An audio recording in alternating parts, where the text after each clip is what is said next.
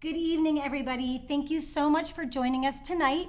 I'm Dr. Alison Shuman. I'm the Director of Pediatric Hospital Medicine at Community Memorial Hospital, where I'm a pediatric hospitalist. I'm also a general pediatrician through the Centers for Family Health in Oxnard, and tonight I'm going to be talking to you for our speaker series online about the COVID-19 vaccine and kids. So let's dive in. So first question often that's asked is which vaccines are approved for pediatrics, and currently only the Pfizer vaccine is approved for people under the age of 18. It's now been approved down to the age of 5 years old, and they have trials running down to as low as 6 months of age in progress, but it has not yet been approved for children down to 6 months. The Pfizer vaccine, as you probably are aware, is one of our mRNA vaccines. And just to go through the timeline for approval, it was approved for people 16 and above in December of 2020, and that was actually the initial approval. It was approved along with the adults at that time. For 12 to 15-year-olds, it was approved in May of 2021, and then the most recent approvals down to 5 years of age up to 11 years old came in October of 2021. So which vaccines are being studied for approval?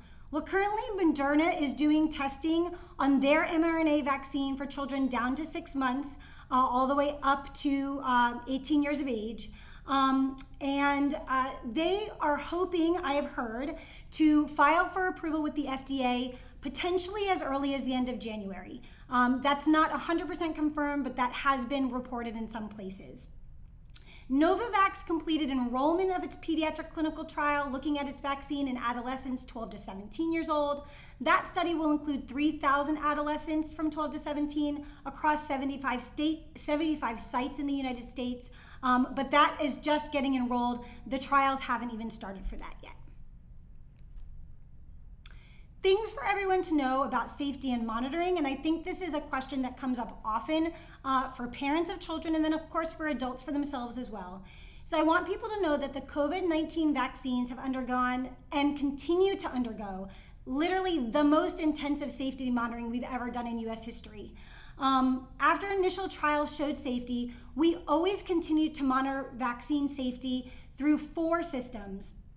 So the most well-known is the VAERS system. That stands for the Vaccine Adverse Event Reporting System. And I think the most important thing for people to know about the VAERS system is that it's a passive reporting system.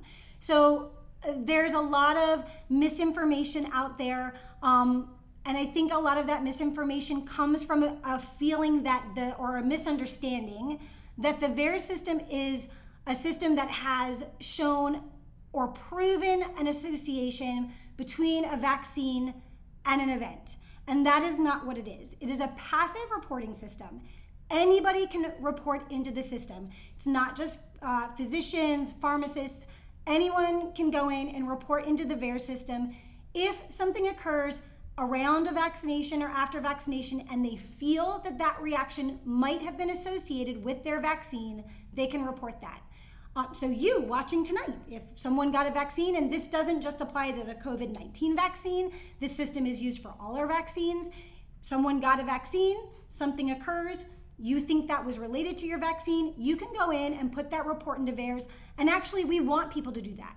The VAERS is meant as an early warning system, so that if we start to see a signal of multiple events, we can then go and do more exploration to see, do these occurrences actually have an association with the vaccine or not? It was the VAERS system and that sort of reporting that allowed us to find the association between things like the Johnson & Johnson vaccine and blood clots. And the initial reports that triggered that finding were only about 6 reports out of millions of doses. So it's actually a very sensitive system that allows us to truly determine what events are related to vaccination and what events are coincidentally, temporally, or in time associated, but not actually caused by the vaccine. Because we all know correlation in time does not mean causation.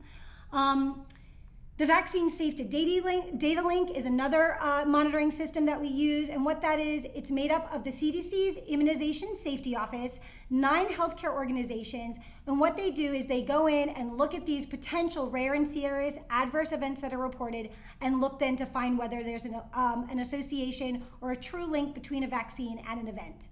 Then there's the CISA, which stands for the Clinical Immunization Safety Assessment, and then the V-Safe system, which if you've gotten your COVID-19 vaccine, you may have been a participant in, where they check in with you, again, for you to report any symptoms or adverse events that you feel are occurring after your vaccination.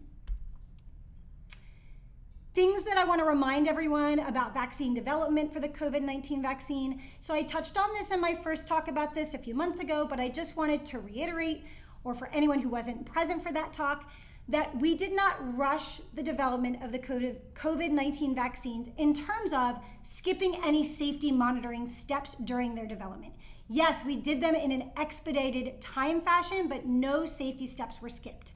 The reason we could do things quickly and more quickly than normal on a time scale is because we had great funding, which usually doesn't come for these things, from the government, and that was done because we were in the middle and are in the middle of a pandemic, and it was really important that we try to find a way to protect people from this disease. It had been built upon research into mRNA technology that had been going on for decades, and I'll show a little bit about the timeline of mRNA vaccine history, but we've been studying the use of mRNA for medications and for vaccines since the late 1970s. I hope that touches on another common misconception that this is like new technology. It's not. We've been developing this for years. This is just the first vaccine where we have successfully been able to implement this technology.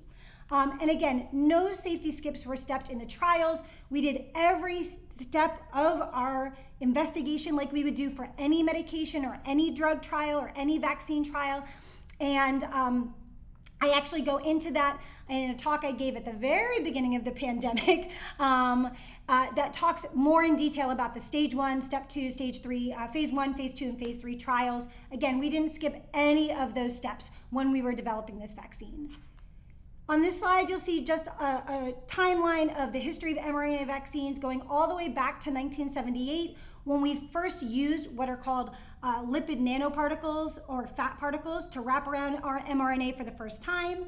1987, I'm sure some people have heard of Robert Malone. His contribution was in 1987, where he showed that you could get those lipid-wrapped mRNA molecules into cells, and he did that with frog embryos. And then from there, all the development has included other scientists, and the actual invention of the mRNA vaccine in 2019 was based on trials and data done by Dr. Carrico and Dr. Weissman in 2015 and 2013, looking at actual vaccination with mRNA in humans. So again, this is not actually the first vaccine where we've tried mRNA. It's the first one that's actually been effective enough to take to market, but we started those, you can look back, as early as 2013, using that for a vaccine for humans for rabies. And 2015, it was trialed actually for an influenza vaccine. And I'm sorry, Dr. Carrico and Weissman were 2005, not 2015. So let's get into the details of the Pfizer vaccine for children now. The dosing for 12 years and older is the same as the adult dosing, and that's 30 micrograms per dose. That's 2 doses. They're given 3 weeks apart. And everyone now 12 and above is approved to be getting booster doses 5 months after completion of your second dose. And we can talk a little bit about boosters as we go later into the talk.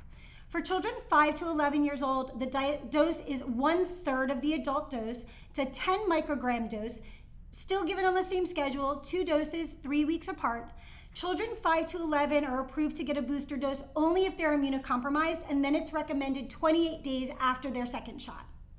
And again, we discussed that it's not yet approved for children under 5 years of age, but as far as what they're using in the trials for those children from 6 months up to 4 years and 364 days, it's 3 micrograms per dose. It was trialed as a 2-dose series, and the reason that hasn't come for approval or been approved yet is that what they found was with the 2-dose series, the antibody response wasn't adequate to be protective. So what Pfizer is doing now is looking at a 3-dose series. That is similar to what we do with young children with their primary series of their routine vaccination. So if you think about their whooping cough vaccine, their polio vaccine, those are 3-dose series. They get it 2 months, 4 months, and 6 months. So it's not unusual for young children to need more doses to actually create an adequate immune response. So that's what they're trialing now. We're not sure yet when we're going to find out what those results are or when that approval will come for the Pfizer vaccine.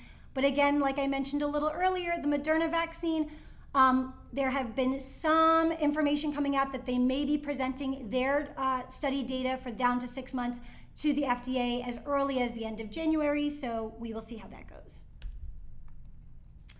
To go a little more into detail about the studies on the 5 to 11 years old, what they did was they took two groups of children, the ones who are going to get the vaccine and the ones who are going to get a placebo.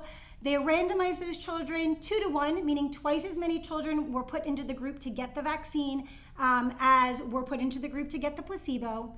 They used a total of 3,109 children in that trial, and during that trial, we had no serious adverse events reported. The vaccine was nearly 91% effective in preventing COVID-19 infection among children 5 to 11. And in those clinical trials, really all the side effects we saw were mild and self-limiting, similar to those that we would see with normal vaccines like fever, sore arm. In the trial, we saw no cases of myocarditis, and I know that's something that's probably on people's mind, and I'll go a little more into detail about that as we move into the talk. Okay, so where are we now? Well, this data is a little old because nothing happens in the day. They can't report today's numbers today. But as of December 19th, 2021, we had given 8.7 million vaccines to children 5 to 11 years of age. So we actually now have numbers far beyond just that 3,000 person trial. We now have essentially evidence coming into us from almost 9 million children. And again, these data as far as numbers are about almost a month old, so we've given it to even more since then. They've been doing health check-ins through vSafe on 42,000 children, so actively culling data from parents about their children who've been vaccinated. And of course, people have been reporting into VAERS. Into the VAERS reporting system since that time, there have been a total of about 4,000 reports made. 97.6% of those 4,000 reports were for non-serious events. So what kind of things do we include as a non-serious event? Well, that can include things, and did include things such as someone administering the vaccine in an incorrect manner, it was mixed incorrectly, so not necessarily an adverse event of the vaccine itself, but something surrounding the administration. Of those 4,000 reports, they had 100 reports that were considered serious events, so that's 2.4%. I think it's really important to understand, though, when they say serious events, what they're talking about. And you can go look at this data, but what's included in serious event would be a fever, vomiting, passing out, a headache, a rash. So a serious adverse event does not necessarily mean something life-threatening or dangerous to your child, okay? Fever phobia, I know, is like a very big thing, but as a pediatrician, I can reassure you that fevers don't harm people. They feel really bad, but they don't harm you. So the vast majority of this 100 cases were for things that actually are not life-threatening at all. There were 11 cases out of those 8.7 million doses. We've had 11 cases of myocarditis reported into the VAERS system. It hasn't yet been determined if those cases actually were vaccine-related, because as everyone probably is aware now after all of the talk that's gone on around this, there are a baseline number of cases of myocarditis that are expected every year annually related to viral infections in general. So we haven't determined yet whether those 11 cases were vaccine associated or would have been expected anyway in those children from another viral infection they may have gotten. That being said, if we were to find out these 11 cases were associated with the vaccine, 11 cases per 8.7 million doses is an incredibly small number of cases. And we'll talk a little bit more about myocarditis in COVID and myocarditis with vaccination as I get a little later into the talk to hopefully quell some people's concerns. As far as older children, so those are the doses for the 5 to 11 year age group. Again, 8.7 million doses as of the middle of December. For children 12 to 17, we've now given 15.6 million doses. That's 62% of our 12 to 17-year-old population, and 13.1 million of those children are fully vaccinated. That's 53% of our 12 to 17-year-olds. So again, we have very broad data feeding into us about the safety of these vaccines. It's no longer limited to just 3,000 children in a trial. We now are on the more than 20 million children scale in the US alone. Of course, worldwide, people are culling this data as well. So a common thing that I see kind of passing around on the internet is this idea of, is the COVID-19 vaccine a vaccine or is it something else? So I want to reassure everyone, this is a vaccine, okay? What is a vaccine? The definition of a vaccine is a substance that we use to stimulate the production of antibodies, that's what helps us fight infection, and provide immunity against one or several diseases. It's prepared from a causative agent of the disease, and I'm listing here some of the different types of vaccines. So that can be from a live, weakened version of a virus, that's like the chickenpox or the measles, mumps, or rubella vaccine. It can be protein-based, like the pneumococcal vaccine that we use to protect from pneumonia, ear infections, and meningitis. It can be from toxoids or toxins that are produced by the bacteria. That would be something like your tetanus vaccine or the diphtheria vaccine. It can be a synthetic substitute. That's something like recombinant DNA that we use in the hepatitis B vaccine, or now it can be used with mRNA, such as we see in the COVID-19 vaccines. Those disease or agent of disease causing things are used then as an antigen. An antigen is something that stimulates your immune system without inducing disease to help you produce antibodies so that you then have immunity to that disease without having had to actually have the infection. So again, I can reassure you, the COVID-19 vaccine is truly a vaccine. I'm not going to go into this in detail, but if you're interested to read later, this just goes into a little bit more about our 5 common types of vaccines that we have and some examples of them that I just went through. So again, please don't listen to people telling you this is not a vaccine. It is. We have all different types of vaccines that we've been developing. The first vaccine ever was the smallpox vaccine in 1798. Since that time, again, we've developed a multitude of different mechanisms to create an antigen, to stimulate your immune system, to create antibodies. I always want to remind people that the mRNA from the COVID vaccine does not enter the nucleus of your cell. That is where your DNA is. It cannot get in and affect your DNA. That is biologically impossible. That is not something you need to worry about. And then again, I just always want to remind people that I know fevers don't feel great, sore arms don't feel great, muscle aches don't feel great, but that's not necessarily a bad thing. That's what your immune system does when you are fighting an infection or when you're producing antibodies at all. So when you get a vaccine and you're producing antibodies, you can get these symptoms. And that's actually, to me, a good sign. That's a sign that your body is doing what it's supposed to. It's having your immune system work to create protection for you. Okay, so let's talk about the risk of COVID-19 in children, because I think one of the other common things I hear is people saying, and this is true, well, kids don't get that sick with COVID, so really what's the benefit of vaccinating them? So I just want to talk a little about the risk of COVID-19 infection in children. So early in the pandemic, what we saw was that children represented a fairly small number of the total infections. As the pandemic has progressed, what we've seen is that children have progressively accounted for a larger and larger portion of our total infections. So currently they're running about 20 to 25% of all new infections, when early in the pandemic, they accounted for maybe 2 or 3%. So why is that? Well, that's likely related to the fact that there's more vaccination in older populations, and so children were the less protected group, therefore more likely to be infected. It's also likely related to the fact that schools opened back up. So early in the pandemic, with our shutdowns, children were home, we weren't going to daycare, we weren't going to camp, we weren't seeing friends, so kids weren't getting sick in general. Of course, schools are open again. Anyone who's got children can tell you that schools and daycares are like little petri dishes, and so they're gonna catch things. Currently, as of today and all the days just recently, we know that COVID-19 cases amongst US children are increasing. For the first week of December, we had more than 325,000 COVID-19 cases. That was a 64% increase over just a week prior. So from December 23rd, we reported 199,000 new cases in children. Just a week later, that was up to 325,000 new cases for the week. So a 64% increase in a week. Over the course of the pandemic, 7.5 million children have tested positive. That's 1 in 10 US children. And currently about 550 kids a day are getting hospitalized either for COVID or with COVID. What do I mean by that? So either they're getting hospitalized and COVID is the cause for their hospitalization, or they're getting hospitalized for something and they're found to be COVID positive while they're there, because we're testing most people who get admitted to the hospital now. So there is now a much larger burden of disease for children. Why does that matter? Well, while generally children do well with COVID-19, most children will have a mild case. That's not the case for all children. The most recent statistics show that 803 US children have died from COVID.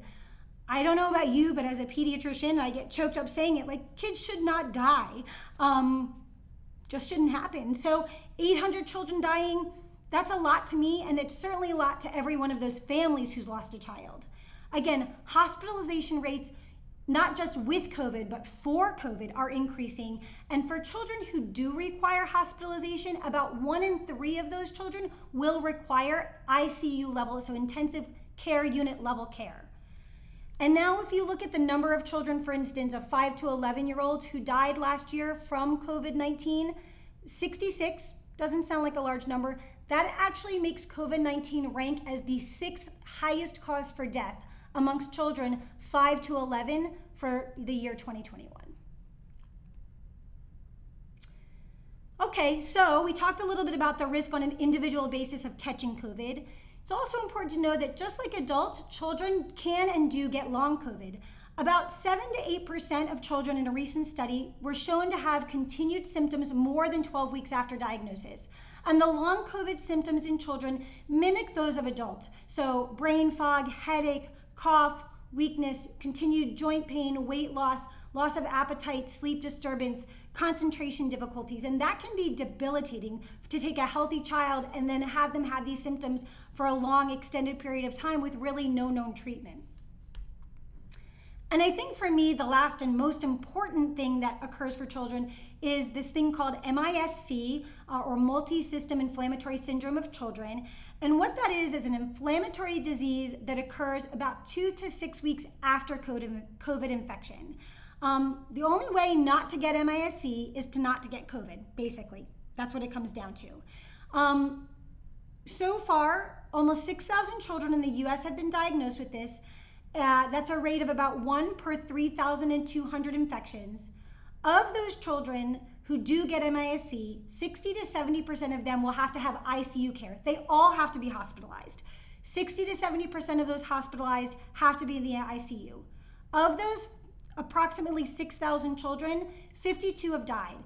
Steadily, what we've seen with MIS-C is about a 1 to 2% mortality rate, so 1 per 100 cases. That's not, to me, again, a small rate of mortality for children. The highest rates of MIS-C are actually seen in the 5 to 11-year-old age group. They account for 44% of the total cases just in that age group, which means the other 56% are split up between all the other age groups. So 6 months to 4 years, 12 to 17 years and above.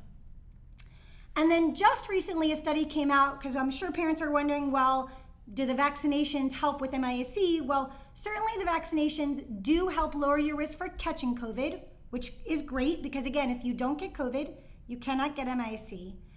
But this recent study showed that in children 12 to 18, they haven't looked at it yet in 5 to 11-year-olds, and I think that's because the vaccinations only started in October, so we don't have, again, it takes 2 to 6 weeks for MIS-C to develop, so we don't yet have enough time to look back and see for that age group, but I wouldn't expect it to be different. But for children 12 to 18, the vaccine was 91% effective in preventing MIS-C in children, and of the children with MIS-C who were in a critical care unit, they were all unvaccinated. Okay.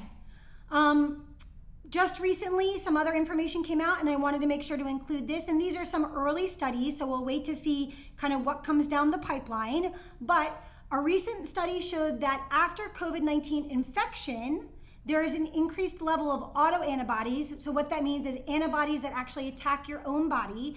Autoimmune diseases are caused by autoantibodies, so things like rheumatoid arthritis, Crohn's disease, lupus, those are the sorts of things we're talking about. That can occur even after mild infection, and in this study, those autoantibodies lasted for as long as 6 months, and we're not sure if they are lasting longer. They're going to do follow-up studies. In addition, a recent study came out showing that in children who've had COVID-19 infection, there's actually an increased risk for type 1 and type 2 diabetes in the months following their COVID-19 infection. So the database that they looked at included more than 500,000 patients under the age of 18, and twice as many children who had COVID-19 had a new diagnosis of diabetes versus an age-matched group who had not had COVID-19 in that time.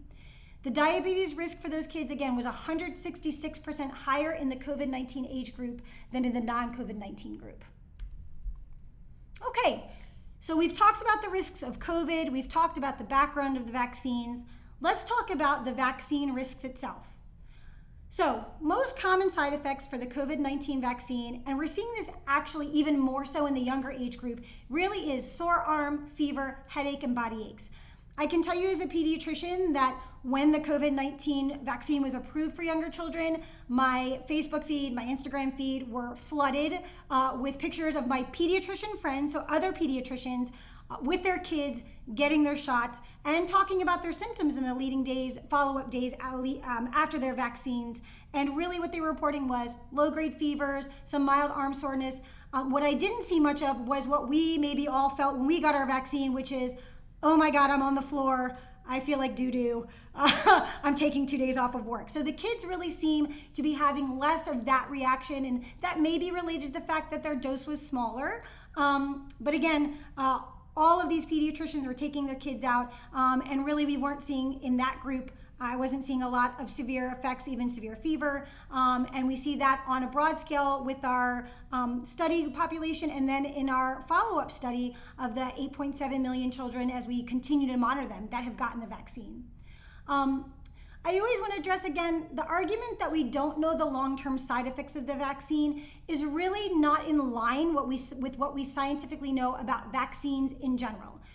So as we went over, there are all different types of vaccines. They use all different mechanisms to stimulate the immune system, but for not any one of those types of different vaccines that stimulate the immune system, and the COVID-19 mRNA vaccine, I just want to reassure people again, it's not stimulating your immune system differently than a vaccine of a different type stimulates your immune system.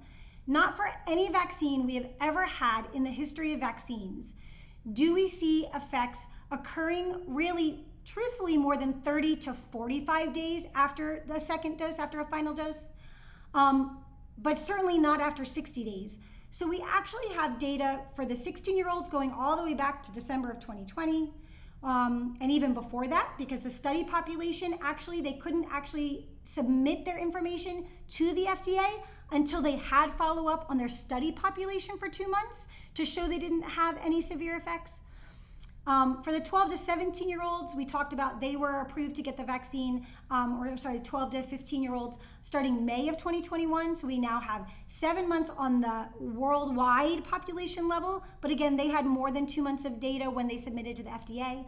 And now for our children 5 to 11, in addition to the 2 months of follow-up after the trial, in the trial group, we now have 2 months of information for our, again, widespread 8.7 million children just in the US who've been vaccinated to see any sort of what we would call long-term effects.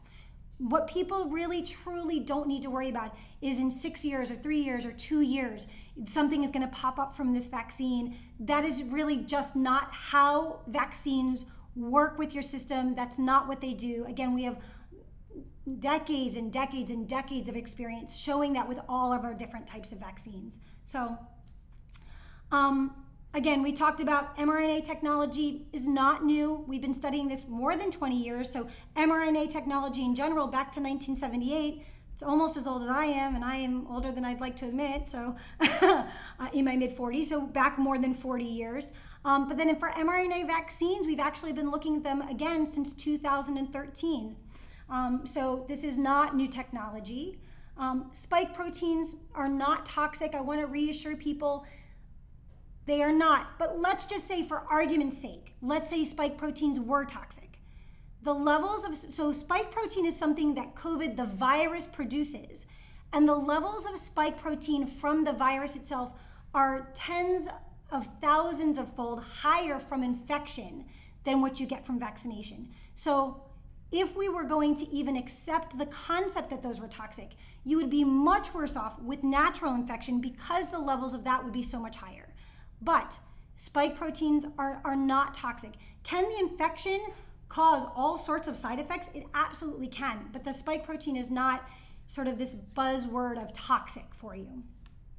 I want to remind people that clots are not associated with mRNA vaccines. Those were specifically associated with the J&J vaccine that's not approved in children, and those were really seen in women, not men, but again, sort of not an issue for our children right now because that's not a vaccine available to them, and you have this other option for them, even when it would be or if it would be available, that's not associated with clots.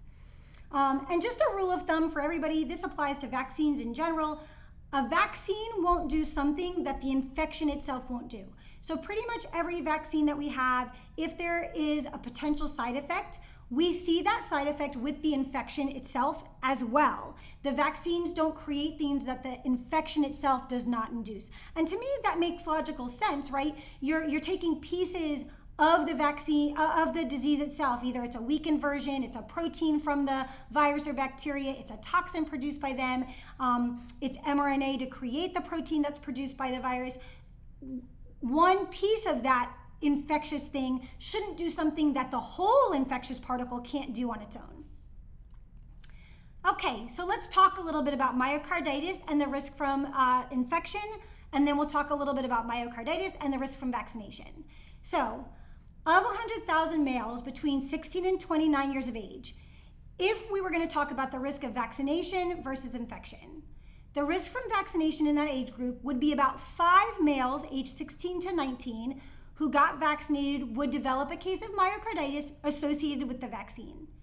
In that same age group, if you took 100,000 males who got COVID-19, the infection, 59 of them would develop myocarditis from the infection. If we do the same thing with females, what we would see is that after vaccination, 1 female out of 100,000 vaccines in the 16 to 29-year-old age group would develop a case of myocarditis that was vaccine associated. In that same group, 39, if they got the infection, would develop myocarditis. So as you can see from that, hopefully, the rates of myocarditis are actually much higher from natural infection, meaning if you wait and you let yourself get COVID, you're much more likely to develop a case of myocarditis than you are with the vaccine. So in a way, what you can think, and I sort of like to think like this, is that the vaccine is actually somewhat protective against myocarditis, meaning if it's protecting you from the disease, it's going to protect you from that higher risk of myocarditis associated with the disease. Again, so we've looked at this extensively. Recent study, the most recent information is that the case rates were about 1.4 cases overall per 100,000 doses of vaccine for myocarditis. In natural infection, the rates were about somewhere between, and it varied based on the study, but always higher than that, 6 to 34 times higher for infection than after an mRNA vaccine. And in general, what we found for post-vaccine myocarditis is it's been mild, pretty mild and self-limited, treated with ibuprofen, that's the treatment for it. They typically need very short hospital stays just for monitoring, 1 to 2 days. And that is versus the myocarditis caused by COVID-19 infection, which typically is more severe and is more likely to require ICU level care or cardiac support. And then I just want to, again, reiterate, so this data that we're talking about is for older children, and most of the cases of myocarditis that we've seen were actually in older teen males and young adult males, so that 16 to 29-year-old age group. There was a lower rate than the 12 to 15-year-old age group, and then we really haven't seen any at all confirmed in the 5 to 11-year-old age range. Again, there are 11 cases reported in DeVeres that are being evaluated. And that goes along with sort of the natural epidemiology of myocarditis. Every year, there is a risk about 10 to 20 cases per 100,000 will get myocarditis, kids in that teenage age group, regardless, because all kinds of viruses can create myocarditis. So 10 to 20 per 100,000 would get myocarditis kind of at baseline. And that is typically, again, in teenagers and more common in males. And that's what we're seeing with the vaccine as well, is that these cases, when they are occurring, tend to be occurring in teenage and young adult males, and less so in the younger age groups, and less so in females. Again, at the end of the day, the risk from the vaccine is actually very low and lower than infection and tends to be very mild. Again, we talked about this. In 8.7 million doses that we'd given as of December 19th, there had only been 11 cases reported into VAERS. Again, we haven't confirmed were those vaccine related or not. We will wait and see. So again, takeaway, these reactions are really rare. Cases are lower for younger kids. And then recently, again, we approved boosters. In Israel, they did a study looking at boosters to look at rates of myocarditis after a booster. And in the 12 to 15-year-old age group, they actually had 0 cases of myocarditis after a booster. So that's also great news in case people are worried, well, what about after our 3rd dose? Most of the cases that we were seeing with myocarditis tend to occur after the 2nd dose, so it would be a reasonable concern. Well, if we give another dose, is it going to be higher? And that seems not to be the case, which is great. Okay, what if your child already had COVID-19? Should you vaccinate them? So natural infection, anyone who tells you natural infection doesn't create antibodies, that's obviously not true. You obviously create antibodies from natural infection. The real question is, how long do those antibodies last? And we don't really know. We also don't know on any individual basis because different bodies are different, right? Studies have shown that people who had natural infection and got vaccinated actually had much more protection than people who had natural infection alone. One study looked at it, and people who had just natural infection were twice as likely to get infected with COVID again than people who'd been vaccinated after an infection. So lowers your risk for reinfection. So what we recommend right now is that even if you've had COVID, you should get a vaccine. The current recommendation is that you can get that vaccine as soon as you've recovered from your acute case of COVID-19. Does that mean you have to get it immediately? No, certainly you don't have to do that. Every family is gonna make, and this is sort of the theme of this whole talk, which is everybody out there who's watching this, my goal is to give you information. My hope is that you'll take this information, and with this information, you'll use that to make your own informed decision about what is right for your family. So I'll give you an example. My aunt called me about my cousins who happen to be very young, 10 and 5 or 10 and 6, and they had recently had COVID, and she asked me, should I get them vaccinated? And my personal feeling was, yes, she should. She asked me when, and I said, you can do it now, they're recovered. If you felt like you wanted to trust that their antibodies levels would rate a couple months, you could also do that. Do we know that COVID antibodies last for at least a few months? Yes, they do. We don't really know at what point they stop being protective, and that is why we recommend getting vaccinated as soon as you've recovered. But every family has the choice to say, well, I think they're gonna have antibodies for at least a few months. I wanna wait 2 months. That is 100%, like everything else about your children, pretty much, up to you. The only exception to getting vaccinated right after you recover is if you got monoclonal antibodies, in which case you have to wait 90 days before you get vaccinated. Otherwise, those monoclonal antibodies will actually interfere with the vaccine, inducing an immune response. What about if you had COVID-19 or your child had COVID-19 and you've gotten antibody testing and they're antibody positive? Well, that doesn't really necessarily mean they're immune. Why? When you get an infection, there are antibodies to all different portions of the natural infection. Not all of those antibodies are protective antibodies. We also don't have good commercially available tests that you can get run in a local lab that tell you this is the level that's protective for a reinfection with COVID. So again, these are the reasons why we say even if you got testing and you have COVID antibodies, that we don't know whether you're actually protected, and we'd still recommend that you get vaccinated. Okay, so some final thoughts. There's no vaccine on earth that's 100% effective. Not your routine childhood vaccines. Some work better than others. Some are 99% effective. Some are 87% effective. But our general thinking is that if we can reduce your risk or decrease your risk of catching a potentially deadly or debilitating disease, then that's great. And then secondarily, if we can ensure that if you get that disease, that you're much more likely to have a mild case that doesn't require hospitalization, that isn't likely to kill you, even better. And we do know that the COVID-19 vaccines do both of those things. They lower your likelihood of being infected, and if you do catch COVID, you are much more likely to have a mild or asymptomatic case that doesn't require hospitalization across the board. There's often, I think, been some poor messaging as if the goal of this is for nobody in the world to ever get COVID-19, and if a vaccine isn't doing that, then it's not worthwhile. And if we had a vaccine that could do that, we would all be for it. But that's not the case, and that's actually not the goal. Our goal is to make this a manageable and survivable disease for everybody. Our goal is to make it that you can catch COVID-19 and have a cold and just be like, okay, so I have COVID, no big deal.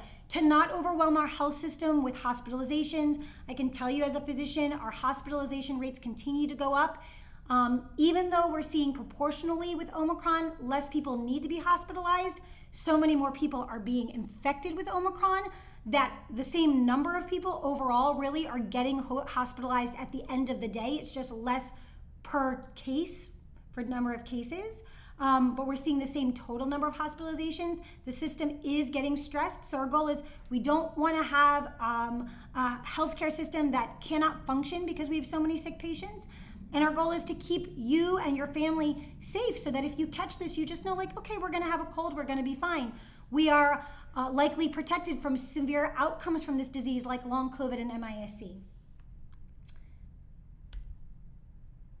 And then just to talk a little bit about these increasing rates and how the vaccine protects you. So this is just some data showing that the age-adjusted rates for vaccinated versus unvaccinated people and the likelihood of needing to be hospitalized. So since we're talking about kids, I'll just focus on the kids, and you can look at for the rates for older people. It's even more protection the older you are. But for kids and young adults, 12 to 34, people who are unvaccinated are twice as likely to need hospitalization. If we go into our elderly age group, 65 and above, they're 6 times more likely to need hospitalization if they catch COVID if they're not vaccinated. It's hard, guys. There's so much information out there. Good information that's really hard to sift through, I know. And then there is a lot of misinformation. So what is misinformation? That's people sharing information they don't realize is incorrect. So it's spreading like wildfire on Instagram, Facebook. You know, you're sitting with your friends. That's an inadvertent sharing of information that's not accurate, but you hear it and it can be scary. And then there's disinformation, which is people who are knowingly sharing stuff that isn't true to advance their own agenda. And there's all of that out there. And it makes it very hard to make a decision as a family about what you want to do. I understand it's scary to take something on where you've heard something that you're like, well, is this a good idea for my family or my child or not? At the end of the day, to me, decision making is about risk assessment. Which risk do you want to take on? We talked a little bit about any risks associated with vaccination, and then we talked about the risks associated with COVID-19 infection itself. And to me, those risks of MIS-C, long COVID, death, far outweigh the risks that we see, the small risks we see for things like myocarditis. And we really, outside of myocarditis for the mRNA vaccines, have not seen any what we would consider, to me, a severe effect. Even though in bears, fever is considered severe. Listen, I don't think anybody would say, I don't want my kid to get a fever. I'd rather take the chance that they get hospitalized, right? So severe meaning things that really, as a parent, make you pause and consider this. And again, those rates are very low. It tends to be mild. So to me, that risk is far outweighed by the risk of natural infection. But that's my take on it. My hope is that you as a family will take this information and then you're going to decide for yourself what you feel about those different risk levels and what that means for your decision for your family and your child. That's the end of my show. I'm going to take some questions now. People have been sending some things in. So our first question is the Omicron variant affecting children more severely than the original strain or other variants? It's a great question. So I think what we're seeing is it's not that the disease with Omicron is more severe in children, it's that it's much more contagious and infectious, so many more children are getting it. So the increased rates of hospitalization are not necessarily that the disease overall with Omicron is more severe for children, it's that so many more children are getting sick. If you have more sick people, I'm just going to make up numbers. Let's say 1% of people who are sick have to get hospitalized, or 1% have severe disease. Well, if the absolute number of infections increases, then of course the absolute number of hospitalizations or severe cases is going to increase proportionally. So I don't think that we're seeing Omicron itself as more severe overall. It's just much more contagious, so people are more likely to get it.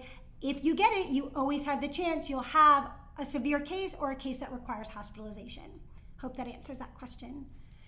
Is it safe for children to receive the COVID-19 vaccine and the flu shot at the same time? It is. You can actually get all your vaccines at the same time for any of your vaccinations. That being said, obviously parents get to make a decision. If you don't feel comfortable giving both on the same day, you obviously can separate them out. There's no problem with that. I can reassure you again, we haven't seen increased rates of adverse reactions or anything giving them on the same day, but you can separate them. Like my dad, for instance, I had him get both his on the same day. He's not a child, but he got them both on the same day. But again, if you felt uncomfortable, feel free to space them out, but it is safe. Is there any research about the long-term effects of the COVID vaccine? So we talked a little bit about this. Again, for no vaccine ever have we seen any adverse events, serious adverse events that have occurred more than 2 months after the administration of the vaccine. We certainly have a lot of data beyond those 2 months. So I would say yes, we have lots of real-world experience to show that long-term in vaccines being 2 months, that they are safe in the long term. When will children younger than 5 be able to get the vaccine? I wish I knew. I know there are a lot of parents of children younger than 5 who are out there pulling their hair out, really stressed, sending their children to school or daycare, worried about the things we talked about, MIS-C, long COVID for their younger children. And so I wish I had an exact answer. Again, Moderna, there is some circulating information that they may be submitting their trial information and results to the FDA by the end of January. Again, for the Pfizer, for the younger kids, they're now trying it as a 3-dose trial. So we'll see. Again, I just want to reiterate to people, a 3-dose series of vaccines is not unusual for kids to need. We do that with all their primary series of the routine vaccinations. So don't let a 3-dose series, freak you out that's, wow, they're getting so many doses. We do that with them with most of their vaccines because they need that to stimulate their immune system adequately. Is the Omicron variant more transmissible than other variants even when outdoors? Yes, it is. So there's something that we look at, and that's really, I think, what's driving everything. We see these huge case rates now, and it's because Omicron is so transmissible. So there's something we look at with infections called an R0. What that is for any individual with an infection, how many other people do we expect them to infect? For the original strain, OG COVID, we expected any individual who had it to infect like 1 to 2 others. For Delta, it went up a little, I think like 2 to 3 others. For Omicron, they're saying the R0 can be as high as about 10 others. So much more transmissible. If it's more transmissible outside, it's automatically more transmissible. Inside, it's automatically more transmissible outside. Obviously, outdoors is always safer than indoors as far as transmission in general, but the transmissibility doesn't change just because you're inside or outside. It is more transmissible in general. Excuse me. Are there any conditions that might prevent a child from getting a COVID vaccine? There certainly might be. So that's something, if you think your child might have something that should prevent them or would prevent them, that's something to speak individually with your pediatrician about, because that's a case-by-case basis. So certainly if you're allergic to the vaccine, you've gotten a dose, you had an allergic reaction, you should not be getting it.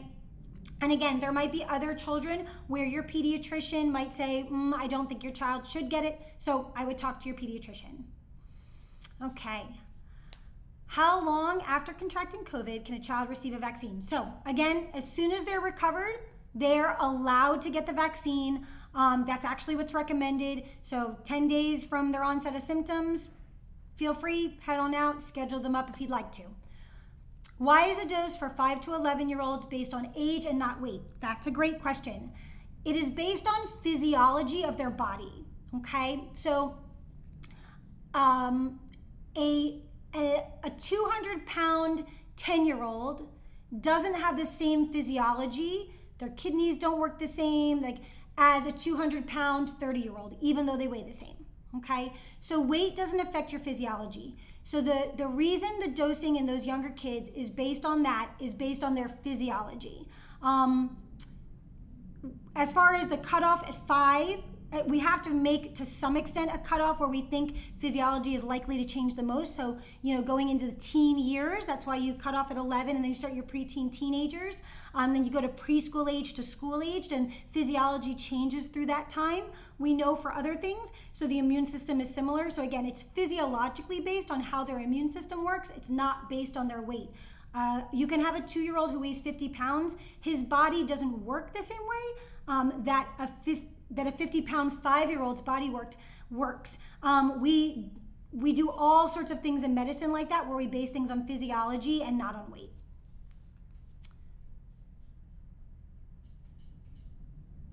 Should immunocompromised children get vaccinated? I would say of all the people who should be vaccinated, absolutely immunocompromised children should get vaccinated. They are at very high risk for severe disease, ICU level care. So not only should they get vaccinated, but that's one of the groups that for the 5 to 11-year-olds is actually already approved for a booster 28 days after their second dose. Because they're immune compromised, they may not mount as much antibodies to the vaccine, so they may need a third dose to actually have adequate protection. What can parents do to boost a child's immune system? That's a great question. Some studies show that with a common cold, if you're taking 1,000 milligrams, and that's an adult dose, but 1,000 milligrams of vitamin C every single day, not when you get exposed, every single day, you get one less viral upper respiratory infection cold per year. So you could try things like zinc and vitamin C. We know that those do help the immune system. Being generally healthy helps. Beyond that, there's no magic to boosting the immune system. So again, I would say healthy diet, exercise, maybe some zinc and vitamin C. That's not based on, just so you know, any trials of us looking at zinc and vitamin C preventing COVID infection. This is just general kind of immune system stuff. That's sort of the best we can do.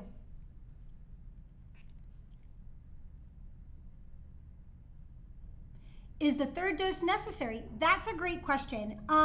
So I think there are populations in which a booster absolutely should be given.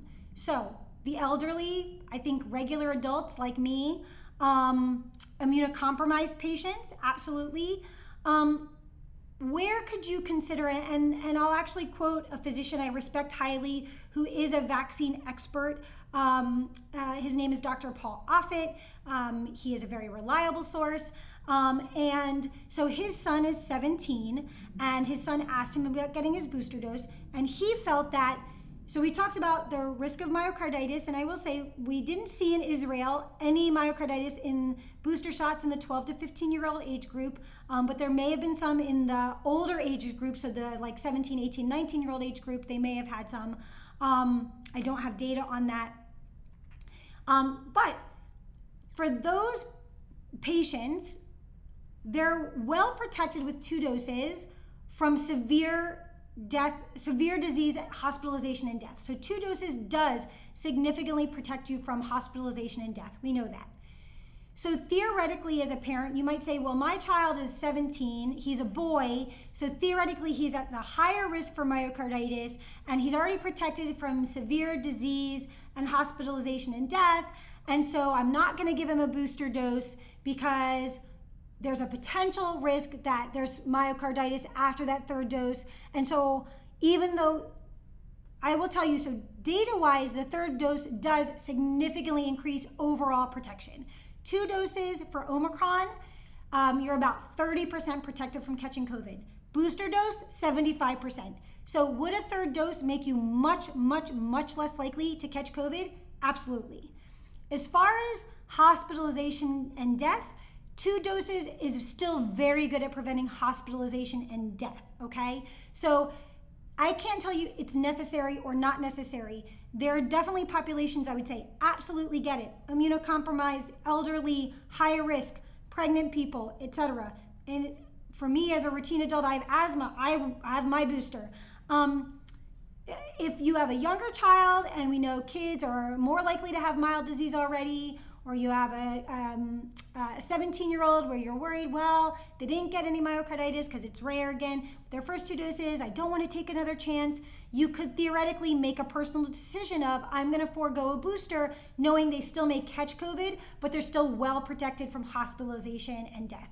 That's a little bit of a long answer, but this stuff is so nuanced. I know, and so hopefully that will help answer your question. Okay, last question, guys. Is it safe for children to play outdoor team sports such as soccer or basketball? And secondarily, should a mask still be worn? So I would say of all the things you can do, outdoor sports that are so if you told me I want to go and I want to wrestle outside because it's outside, that's not any better than wrestling inside, okay? Because you're like smushing your face against someone. But basketball, soccer, baseball, where it's fairly non-contact, you're in the outdoors, of all the activities a kid can do, I think that's a fairly safe one. You know, I can't tell you there's 0% risk of transmission, but I would say it's fairly low. Obviously, if you're wearing a mask, your risk of transmission is even lower. I would leave it to an individual, again, to say, I know my risk is going to be lower with a mask. Outside, non-contact, maintaining distance, it's probably already pretty low. So is it an absolute necessity? Probably not absolutely necessary, but would add an additional layer of protection. Again, my goal here, and this is with everything, is giving you guys the data so you can start to think about these things and say, okay, for me as a parent, what level of risk am I willing to take on? I want to, just as a last thing, kind of compare it to everyday stuff parents think about. You know, we recommend you sleep your baby on your back. It is much safer, and the risk of SIDS is much lower if you sleep your baby on your back. So that's what we tell you to do. And I would recommend people sleep their babies on their back. Does that mean every child who sleeps on their front is doomed to have a case of SIDS? No, of course not, right? A parent gets to decide, well, I'm willing to take on the risk of SIDS because my baby sleeps better that way. That's up to you. It may not be what I would do, but you're allowed to take on that added layer of risk should you want to. We recommend you keep your child rear facing in their car seat till they weigh 40 pounds. Why? Because we know if you're in an accident, your child is much less likely to be injured or killed if they're rear facing till they're 40 pounds. Can you as a parent decide when they legally can face front at 2, I'm willing to take on that added risk because I want them to turn around? Of course you can. You just have to understand the added risk you're taking on. Can you decide, I don't want to vaccinate my child for COVID? You can. I'm not going to go into things with like state mandates and all of that. I'm not here for that. Can you decide that you want to do whatever needs to be done because you don't want to vaccinate your child? Of course you can. I want you to understand what that risk looks like, vaccination, first disease, so you can make an informed decision as a family. That is what everybody wants to be able to do. I hope tonight I've given you some information that will help you make that decision, whatever that decision will be. I will tell you on a personal level, and what I personally do doesn't mean you have to do the same thing. My niece is 5. She was, I think, one of the first children in New Mexico to get her dose as soon as it was approved. I felt perfectly comfortable telling my brother I thought she should be vaccinated. She's healthy and doing well. My personal feeling is I would vaccinate my child. I want to make that clear. But again, my personal choice or my personal belief does not change what you decide for your family. I hope I've given you information that will help you feel like you can make an informed decision you're comfortable with. Thank you so much for joining us tonight. Have a great night.